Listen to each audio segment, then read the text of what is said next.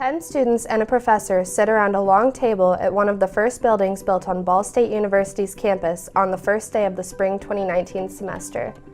They come from all different parts of the Midwest, they have different majors, and they have no idea that this course that they walked into would become a representation of the last 60 years of the Honors College. Their Immersive Learning course titled The Honors College Oral History Project was a direct result of a number of faculty who took risks fostering unconventional and unorthodox ideas by implementing new programs that are now a staple of Ball State's education. Without the support of these Honors College faculty, not only would this classroom be empty, but hundreds of students who graduated from the Honors College would not have these stories to tell. It's 11 a.m. on a cold Tuesday morning in January. The bells of the Schaefer Tower are ringing, and this incredible group of students are about to make history as many Honors College students did before them.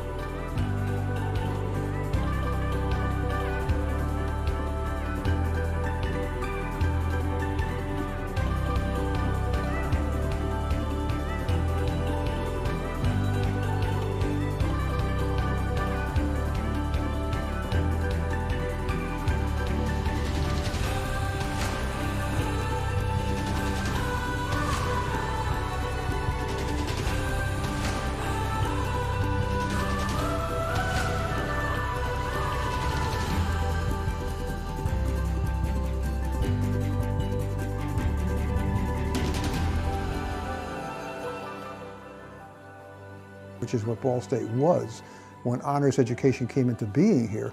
It was a teacher's college.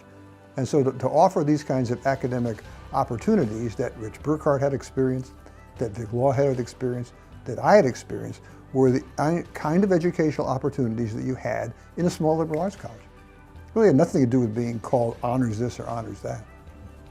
Vic Law had created the Honors College in the 1950s. He had a lot of problems getting it installed in the university.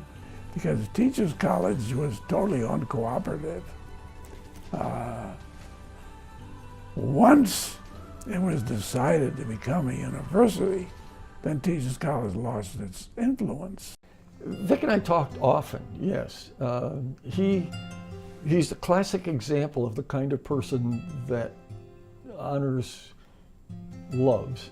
He loved learning, and he also loved teaching. He continued to teach for us until he was in his 90s. Vic's title was Dean of Undergraduate Programs. He had the Honors College reported to him, 3 or 4 other programs, and so, you know, Warren reported to Vic. Those days, because there were a lot of young faculty, especially in the English department, who were, they were relegated to teaching freshman composition at a school that had virtually no admission standards, and so you're teaching to people who don't know what a verb is. And I mean, I can teach 15 honor students rather than teach them, and so they really thought that was a terrific idea. Well, the honors program was, I guess, the very definition of a program. It was very loosely structured. There were a few hundred students who more or less identified with being in the honors program. There hadn't been really very much record keeping of who was in and who was out. So the students took a year-long course, a traditional great books course, which we refer to as the humanities course. In addition, they had to do a senior thesis or creative project. I don't think I realized the emphasis was more on becoming an educated person and not a trained person. And what I mean by that, and I think it's still true today, is that honor students, the expectation for honor students is that you're going to be much better educated when you leave here. That was always the sell on the Honors College. It wasn't an island living, but it was a liberal arts education in a state school. And so we had this symposium the first year. Warren Vanderhill taught it. It just taught us how to think and how to think critically and about big ideas. We would be reading books, we'd be reading, New York Times articles. It was just a vast array of different reading. Just that learning and that want to always know more because it'll better yourself and better your surroundings is the best career preparation that the Honors College has given me. Understanding sort of history and philosophy and art and those kinds of things rounds the individual. And if you want to be a good doctor, you have to round yourself. I mean, there are things you can do in medicine that are just very, put a scope in there and yes or no and you're done. But you certainly can't do that in oncology. And so it made me a better oncologist. You know, how do we approach ideas in a meaningful way that makes us different people? You've maybe heard me say it in class even, if you're the same person at the end of 4 years you were at the beginning, get your money back. You didn't get an education. All you got was job training, And is that why we're really here? When I was taking my honors humanities sequence, I just felt like really out of place with everybody because I thought they were all just so much smarter and they were really just had so much more to say. About a month in, people were talking and I finally felt like I could raise my hand and add to the conversation, and everybody just kind of agreed with what I had to say, and then it sparked another conversation, and so I was very proud of that moment. And I think that's a key thing that honors pedagogy does. It's really about helping build the whole person. So when those people go back to their major programs, they're bringing ideas and attitudes maybe and practices that wouldn't have necessarily been there in their majors. And then I also taught 199, which was my introduction to the honor students. And at that time, Warren said, look, he says, I've got a great humanities setup of teachers and faculty. I've got good history and English and the things I need. So I don't have any science classes at all for honor students. He said, would you guys be interested in developing a science class for the students? And I said, I think a human genetics and bioethics course would be a good one because it would be of interest to all the honors kids, whether they were science majors or not, because when you talk about human genetics, we're talking about them. And bioethics, they love that kind of stuff anyhow, and so it was a natural. Can't iterate enough to students here at Ball State to get out of Ball State. Like Ball State has these amazing doors that are gateways to other experiences that you don't get here on campus. And to be part of the Ball State community means really being part of the larger world. The university's new strategic plan and its total commitment to immersive learning came from the Virginia Ball Center. In fact, that's in the advertisements, it often says about the Virginia Ball Center, the birthplace of immersive learning. One of the first seminars at the Virginia Ball Center was done by Tony Edmonds, Joanne Edmonds, his wife, and Jim Rubel, the Dean of the Honors College. One of the Honors College preview days in my junior year of high school, they were talking about immersive learning projects and the smaller hands-on projects that they do in the Honors College, and that really attracted me to being a part of it. Well, with this course, the Immersive Learning course on the Oral History Project, it's given me skills that I wouldn't have had I wouldn't have had the opportunity to have in just a normal history class. Ball State, looking back on it now, which I didn't sense at the time, was of sufficient stature to say if you never did anything else in your life but work at Ball State, that's pretty good, It's a Mid-American Conference school, it's a research institution. I, in some respects, felt like you sort of accomplished your career objective if you're a professor of history at a school like Ball State. Honestly, the high standard that the honors classes set with the amount of reading and the amount of materials that you would need to have prepared for each class, I think that was a good standard for Harvard classes.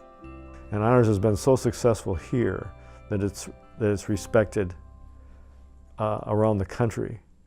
Ball State's respected around the country for having one of the best honors programs at any public university.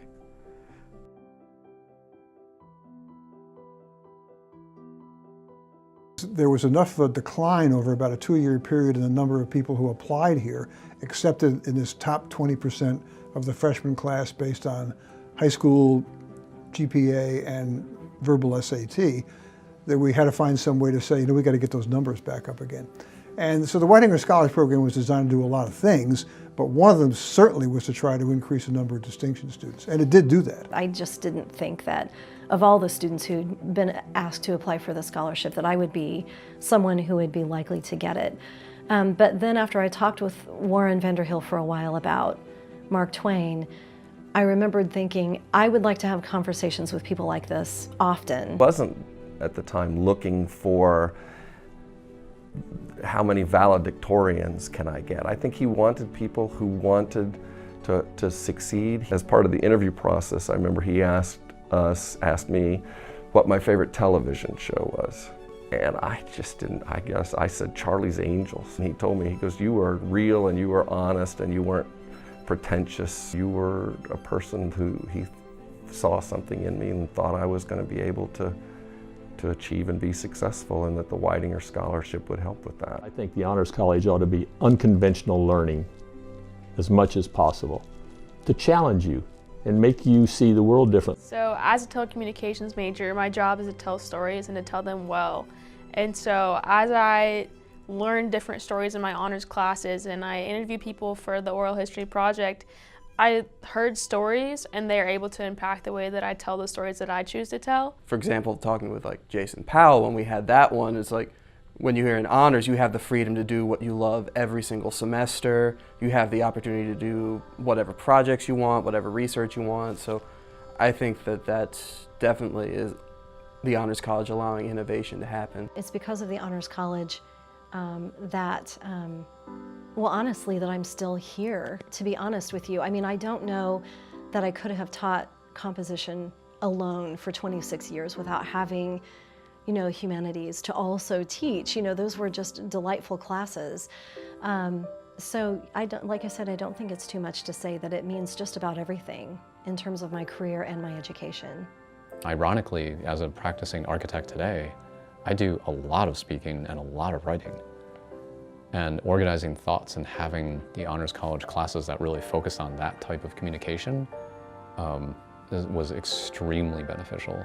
The more realistic goal is for you to go out into whatever world that you want to go into, whatever place in the country that you want to go into, and you just thrive in it. And you think about career not so much in terms of commercial success, but what problems am I able to solve with the ability that I have.